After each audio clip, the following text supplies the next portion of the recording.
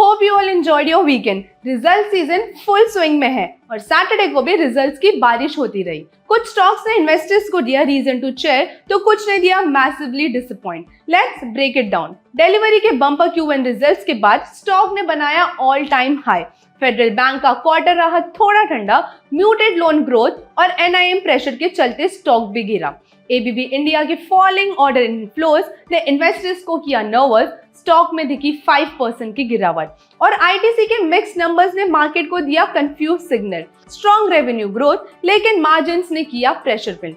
Nestle के bonus shares के लिए एक्साइटेड हो तो आपको क्या करना है टू बी एलिजिबल, ये जानने के लिए वीडियो को एंड तक जरूर देखना। और ऐसे ही इंपॉर्टेंट इन्वेस्टिंग इनसाइट्स मिस ना हो इसलिए इन्फॉर्म इन्वेस्टर ऐप को डाउनलोड करना ना भूलिए। So let's start.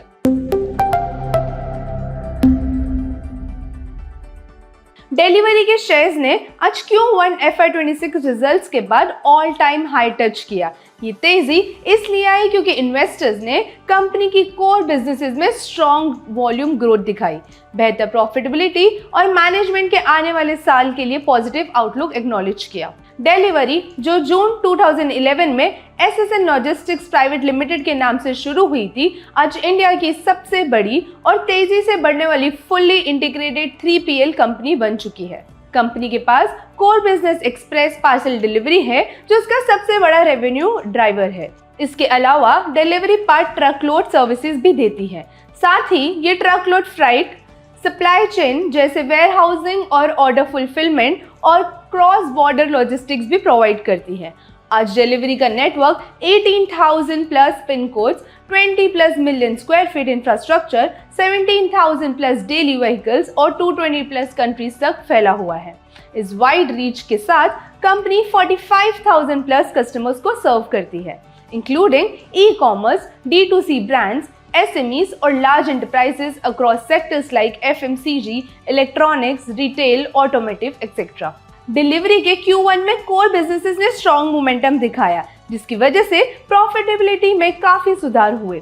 Revenue 5.6% YOY बढ़ा, ऑपरेटिंग प्रॉफिट लगभग 53% YOY ऊपर, मार्जिन 202 BPS बढ़कर 6.05% पर, नेट प्रॉफिट लगभग 78% YOY ऊपर। एक्सप्रेस पार्सल सेगमेंट ने स्ट्रॉन्ग ग्रोथ दिखाई विद शिपमेंट वॉल्यूम्स 14% YOY बढ़कर 208 मिलियन तक पहुंच गया। ये ग्रोथ मेजरली अनऑर्गेनाइज्ड प्लेयर्स से मार्केट शेयर गेन करने की वजह से आई है। पार्ट ट्रकलोड PTL बिजनेस ने भी 15% YOY फ्राइट टनेज ग्रोथ के साथ अपना मोमेंटम मेंटेन किया। ये ट्रेंड अनऑर्गेनाइज से ऑर्गेनाइज लॉजिस्टिक की तरफ शिफ्ट होते दिखता है, जहां डिलीवरी का रिलायबल नेशनल नेटवर्क एक की एडवांटेज बन चुका है। मार्जिन्स में स्ट्रॉन्ग इंप्रूवमेंट देखने को मिला, mainly due to operating leverage. जैसे जैसे वॉल्यूम्स बढ़े, कंपनी ने अपना नेटवर्क का एफिशिएंट यूज किया जिससे प्रॉफिटेबिलिटी इंप्रूव हुई। Despite wage hikes, higher rents, capacity expansion और weather disruptions, transportation business express plus PTL का सर्विस EBITDA मार्जिन इंप्रूव हुए, showing solid cost efficiency and network optimisation. Q1 में delivery ने अपने superior strategy के चलते अपनी मार्केट लीडरशिप को और मजबूत बनाया है। कंपनी ने इंडस्ट्री चैलेंजेस जैसे कुछ बड़े क्लाइंट्स जैसे मीशो का इनसोर्सिंग स्मार्टली हैंडल किया है और फ्लाइट टू क्वालिटी का फायदा उठाया, जहां कस्टमर्स अब ज्यादा रिलायबल और लार्ज स्केल लॉजिस्टिक प्लेयर्स को प्रेफर करते हैं। मैनेजमेंट का आउटलुक पॉजिटिव है, एक्सप्रेस पार्सल वॉल्यूम स्ट्रॉन्ग रहने की उम्मीद है और PTL बिजनेस में FY26 के लिए 20% रेवेन्यू ग्रोथ का टारगेट है, नए जियोग्राफिक्स और SME पेनिट्रेशन के जरिए। ट्रांसपोर्टेशन बिजनेस का सर्विस लेवल EBITDA मार्जिन को अगले 2 साल में 16 to 18% तक ले जाने का गोल है, बेटर वॉल्यूम्स, नेटवर्क यूटिलाइजेशन और प्रोडक्टिविटी सपोर्ट से। ओवरऑल डिलीवरी एक स्ट्रॉन्ग ग्रोथ और प्रॉफिटेबिलिटी फेज की तरफ बढ़ रही है।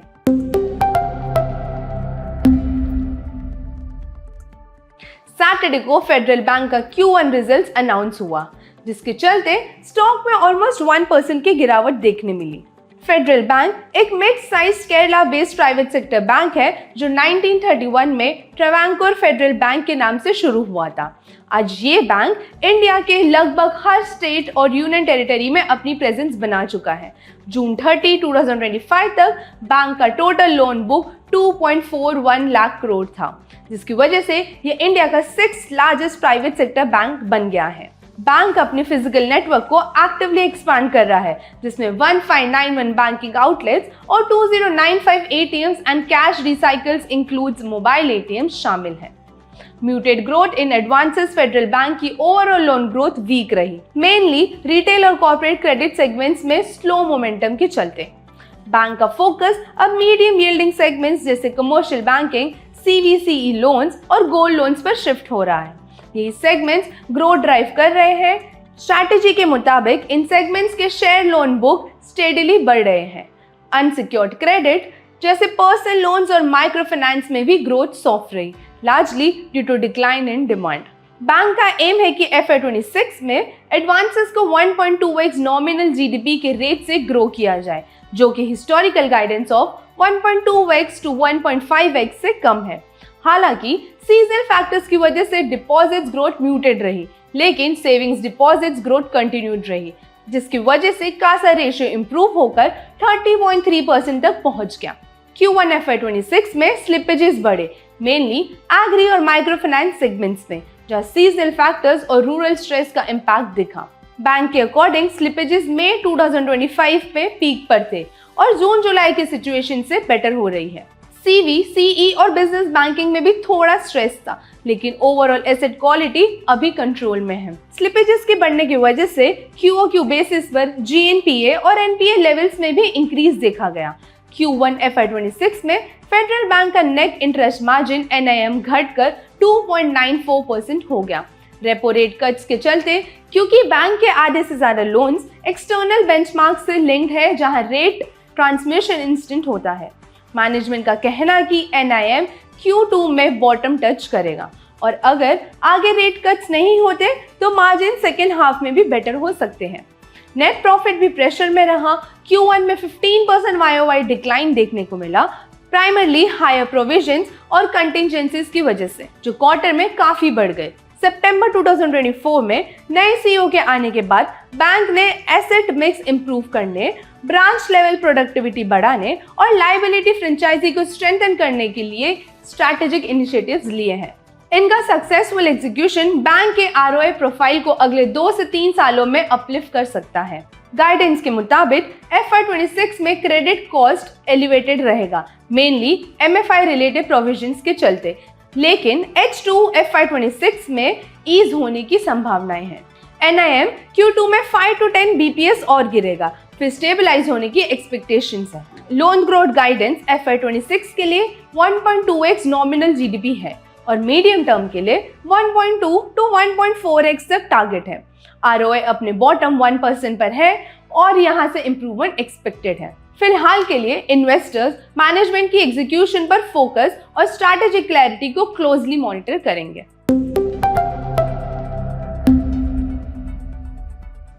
ABB इंडिया का स्टॉक आज 5% गिरा। कंपनी ने सैटरडे को अपने जून क्वार्टर के नंबर्स पब्लिश किए, जो काफी डिसअपॉइंटिंग थे। ऑर्डर बुक का आउटलुक भी म्यूटेड था। ABB इंडिया एक इंजीनियरिंग और टेक्नोलॉजी कंपनी है, जो स्विट्जरलैंड बेस्ड ABB ग्रुप की 75% ओन सब्सिडरी है। ABB ग्रुप दुनिया के 100+ देशों में काम करती है। इंडिया में ABB का सफर 1949 में शुरू हुआ था और इसका हेड ऑफिस बैंगलोर में है। कंपनी अपना काम मेनली 4 की एरियाज में करती है। इलेक्ट्रिफिकेशन, इलेक्ट्रिसिटी को सेफ और स्मार्ट तरीके से डिस्ट्रीब्यूट करने के सॉल्यूशंस देती है। मोशन, एनर्जी एफिशिएंट मोटर्स और ड्राइव्स बनाती है, जो मशीन्स को स्मूथली और पावर में चलाते हैं। Process automation, refineries, water treatment plants जैसे कॉम्प्लेक्स सिस्टम को ऑटोमेट करती है, जिससे उनका काम फास्ट और एफिशिएंट हो जाता है। Robotics and discrete automation smart robots बनाती है, जो फैक्ट्रीज में रिपीटेटिव काम करते हैं, जैसे कार मैन्युफैक्चरिंग, जिससे ह्यूमन एरर्स कम होते हैं और प्रोडक्टिविटी बढ़ती है। ABB इंडिया का रेवेन्यू 12% से ग्रो हुआ, मगर सेगमेंट वाइज देखें तो एक मिक्स्ड बैक परफॉर्मेंस था। कंपनी का लार्जेस्ट कंट्रीब्यूशन सेगमेंट इलेक्ट्रिफिकेशन 23% से ग्रो हुआ और स्मॉलेस्ट कंट्रीब्यूशन सेगमेंट रोबोटिक्स ने 181% की स्ट्रॉन्ग ग्रोथ रिपोर्ट की। बाकी मोशन, प्रोसेस और ऑटोमेशन की परफॉर्मेंस खराब थी। हायर इंपोर्ट कंटेंट और प्रोडक्ट मिक्स की वजह से ऑपरेटिंग कॉस्ट में इंपैक्ट आया है, जो EBITDA के 24% फॉल में रिफ्लेक्ट हो रहा है। उसी के साथ पीएटी में भी 21% की गिरावट दिखी। जून 25 क्वार्टर में न्यू ऑर्डर्स YOY बेसिस पर 12% कम थे। ऑर्डर बैकलॉग ने ₹10,000 करोड़ का मार्क पहली बार क्रॉस किया है और इनका एग्जीक्यूशन अगले 18 से 24 महीने में होगा, बट ये केवल 6% जंप है compare to last year and 1% compare to March quarter. ABB India के रीसेंट रिजल्ट्स थोड़े डिसअपॉइंटेड रहे, जहां ऑर्डर इनफ्लो और फ्यूचर आउटलुक भी म्यूटेड नजर आया। कंपनी के 85% रेवेन्यू डोमेस्टिक मार्केट से आती है, जो उसकी लोकल फॉर लोकल स्ट्रैटेजी को मजबूती से सपोर्ट करती है।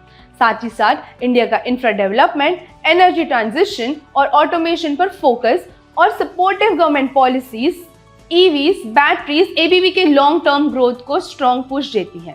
वहीं दूसरी तरफ company geopolitical tensions, trade barriers और कमोडिटी प्राइस वॉलिडिटी जैसे ग्लोबल रिस्क को लेके कॉशियस है, क्योंकि ये फैक्टर्स एक्सपोर्ट्स और कॉस्ट स्ट्रक्चर पर इम्पैक्ट डाल सकते हैं। कंपनी ने पिछले 30 साल से हर साल डिविडेंड दिया है, जो उसकी स्ट्रॉन्ग फाइनेंशियल हेल्थ और शेयर होल्डर फ्रेंडली अप्रोच को दिखाता है। इन फंडामेंटल्स के चलते ABB India long term investors के लिए एक स्ट्रॉन्ग वॉच लिस्ट कैंडिडेट बन सकती है। आईटीसी का शेयर आज Q1 FY26 रिजल्ट्स के बाद लगभग फ्लैट हुआ। इसका मतलब है कि इन्वेस्टर्स ने कंपनी की स्ट्रॉन्ग रेवेन्यू ग्रोथ को तो नोटिस किया, लेकिन साथ ही उन्होंने ये भी समझा है कि इंपॉर्टेंट सेगमेंट्स में मार्जिन्स पर प्रेशर है। इस वजह से स्टॉक में ज्यादा तेजी नहीं दिखी। 1910 में एस्टैब्लिश्ड हुआ आईटीसी आज इंडिया का सबसे बड़ा सिगरेट मैन्युफैक्चरर और सेलर है। लेकिन सिर्फ सिगरेट्स तक ही लिमिट नहीं, आईटीसी आज 4 मेजर बिजनेस सेगमेंट्स में काम करता है: FMCG cigarettes, FMCG others, paper boards, paper and packaging और एग्री बिजनेस। आईटीसी एक पोर्टफोलियो में 25 प्लस पॉपुलर ब्रांड्स हैं, जैसे आशीर्वाद, सनफीस्ट, डीपी, Bingo, B Natural, Fiama, Vivel, Savlon, Classmate और मंगलदीप, जो लोग रोज की लाइफ में रेगुलरली यूज करते हैं, जिसकी वजह से आईटीसी इंडियन कस्टमर मार्केट में एक रिलायबल नाम बना गया है। आईटीसी के Q1 FY26 रिजल्ट्स मिक्स्ड रहे। नेट रेवेन्यू में 16% YOY ग्रोथ देखने को मिली। ऑपरेटिंग प्रॉफिट सिर्फ 1% बढ़ा, जबकि मार्जिन्स 422 BPS गिरकर 29.5% तक आ गए। नेट प्रॉफिट भी 2% YOY ही बढ़ा। आईटीसी के Q1 FY26 रिजल्ट्स में कंपनी की ओवरऑल रेवेन्यू अच्छी रही, जिसका मेन रीजन था एग्री और सिगरेट्स बिजनेस का strong performance. Non cigarette FMGC business में भी धीरे धीरे डिमांड पिकअप हो रहा है। एग्री बिजनेस ये क्वार्टर का सबसे स्ट्रॉन्ग परफॉर्मर था। रेवेन्यू 39% YOY बढ़ा, क्योंकि कंपनी ने कमोडिटी ट्रेडिंग का फायदा उठाया और लीफ टोबैको एक्सपोर्ट भी ज्यादा किया। सिगरेट्स कोर बिजनेस स्टेबल रहा, रेवेन्यू 8% YOY बढ़ा। प्रीमियम प्रोडक्ट्स पर फोकस और इलीगल सिगरेट ट्रेड को कंट्रोल करने के लिए एफर्ट से वॉल्यूम ग्रोथ आई। FMCG अदर्स इस सेगमेंट में डिमांड इंप्रूव हो रही है। आशीर्वाद आटा, biscuit, snacks, daily personal care, home care और अगरबत्ती जैसे प्रोडक्ट्स ने अच्छा परफॉर्मेंस दिया। Paper boards, paper and packaging इस सेगमेंट का रेवेन्यू 7% YOY बढ़ा, मेनली पिछले साल से लो बेस के चलते। इस क्वार्टर में आईटीसी की प्रॉफिटेबिलिटी ड्रॉप हुई। FMCG और पेपर बिजनेस में मार्जिन प्रेशर में थे, ओवरऑल प्रॉफिट्स को इम्पैक्ट किया।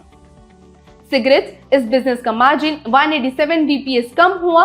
रीजन था high cost tobacco leaf inventory का यूज। अच्छी बात यह है कि अब टोबैको प्रोक्योरमेंट प्राइसेस नीचे आ रहे हैं, जो आगे मार्जिन इंप्रूव करेंगे। FMCG अदर्स इस सेगमेंट का प्रॉफिट मार्जिन 183 BPS गिरा। वीट, एडिबल ऑयल और कोकोआ जैसे रॉ मटेरियल्स महंगे होने की वजह से कॉस्ट बढ़ गई। साथ ही कंपनी ने अपने ब्रांड्स पर इन्वेस्ट किया और प्राइसेस कॉम्पिटिटिव रखे, ताकि सेल्स वॉल्यूम बने रहे। पेपर बोर्ड्स एंड पैकेजिंग, यहाँ भी मार्जिन प्रेशर बना रहा। इसका रीजन था चीप इंपोर्ट्स और हाई डोमेस्टिक वुड कॉस्ट। ये पूरे इंडस्ट्री का कॉमन प्रॉब्लम है। Q1 के स्ट्रॉन्ग रेवेन्यू ग्रोथ के बावजूद मार्जिन प्रेशर ने इन्वेस्टर सेंटीमेंट को इम्पैक्ट किया। मैनेजमेंट का भरोसा है कि इंडियन इकोनॉमी रेजिलेंट है, अर्बन डिमांड में रिकवरी के अर्ली साइंस और रूरल डिमांड की स्टेबिलिटी लॉन्ग टर्म ग्रोथ के लिए प्रॉफिट है। सिगरेट बिजनेस में मोमेंटम बना रहा और कमोडिटी साइकिल के रिवर्सल का वेट है, जो मार्जिन्स को सपोर्ट दे सकता है। कंपनी अपने मार्जिन्स को प्रोटेक्ट करने के लिए कॉस्ट कंट्रोल, मिनिमम प्रोडक्ट्स और स्मार्ट प्राइसिंग स्ट्रैटेजीज पर फोकस कर रही है।